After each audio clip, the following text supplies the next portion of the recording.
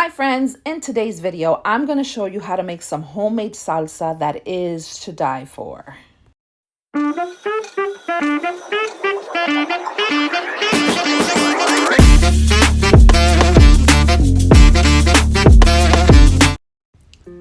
Welcome back to my kitchen. Today we're going to make an easy to follow salsa recipe.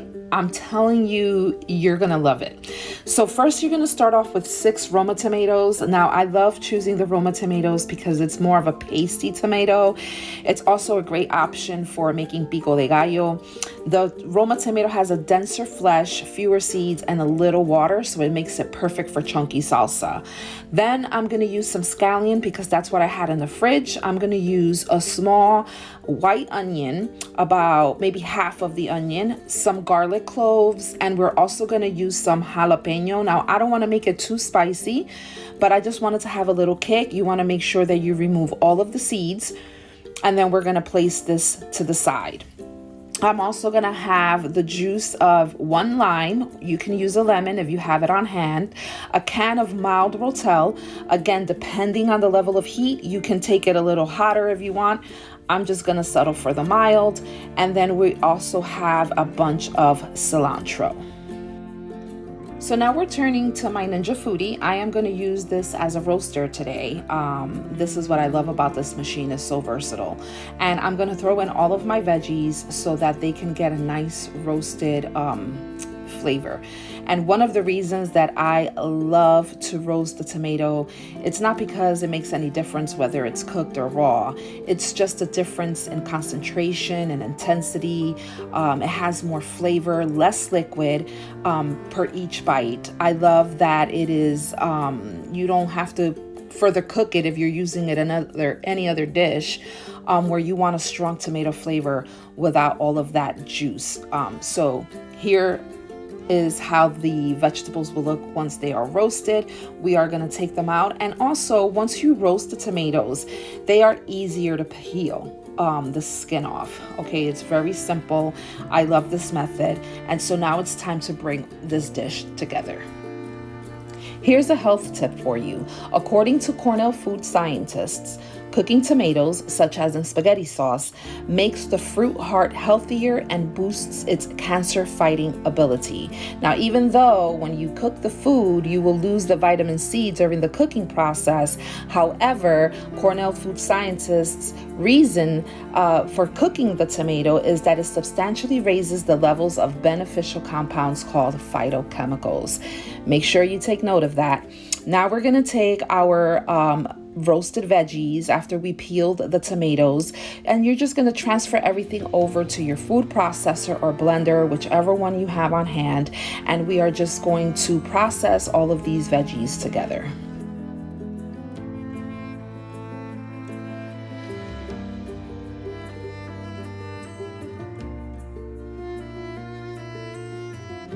Once you have transferred all of your roasted tomatoes and veggies inside of your food processor, it's time to add in your Rotel.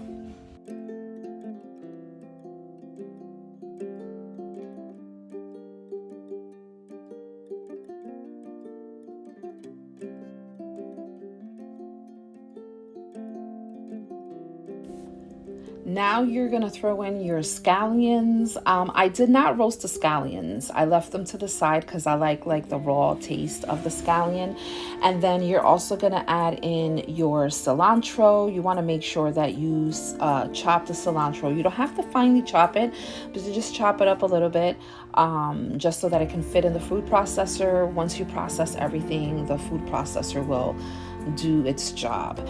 And then you're going to take the juice of a lemon or a lime. I'm using a lime because that's what I have on hand, and I'm going to show you this cute little gadget. It's a juicer, a hand juicer. So awesome, great for fruits that such as a lime or a lemon, where it requires for you to juice, and it is perfect for cooking. It is called Vibe. Look how cute it is, and it also equals as a measuring cup. And I purchased this for a pretty long time. I've had it on hand, and I'm finally using it.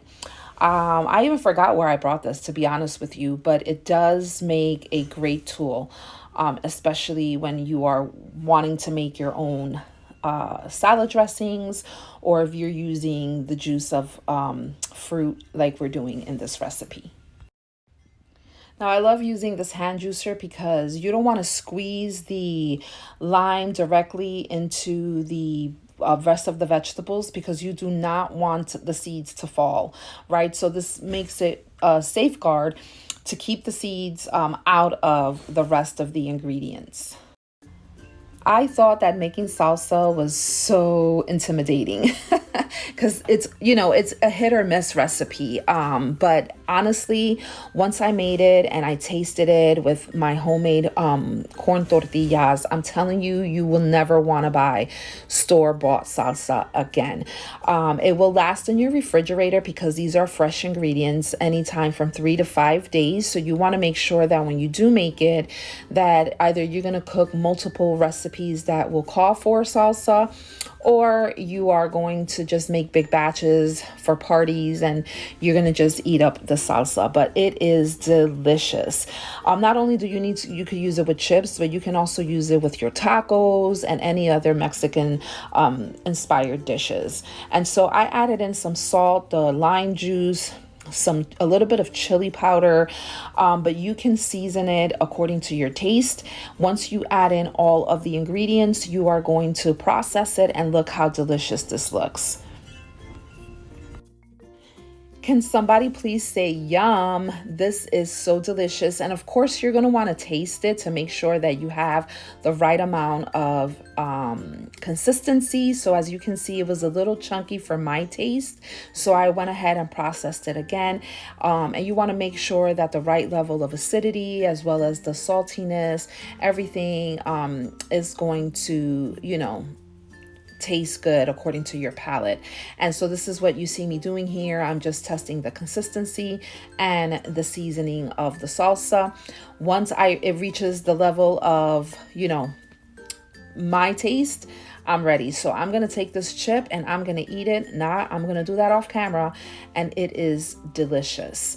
Now it's time for you to store your salsa. As you can see, I have enough. So I'm going to go ahead and get a mason jar, and I'm going to just save some for tomorrow. Again, it can last in your refrigerator for up to 3 to 5 days, but you want to make sure that, you eat it right away. Great for eating as a dip, or you can use it again with your tacos, burritos, enchiladas, however you want to use them. Honestly, I am so proud of myself, and here you go. Another tip that I would suggest is to have some mason jars on hand. I paid about $15 for a case, and they come in really handy, especially when you want to put food away. It helps preserve it more than some of the plastic containers. And my friends, there you have it. Look at this delicious salsa. I'm telling you, it is so good. You can take up some corn tortillas, cut them up and fry them and dip them and eat them and just enjoy. Until the next video, guys. Bye.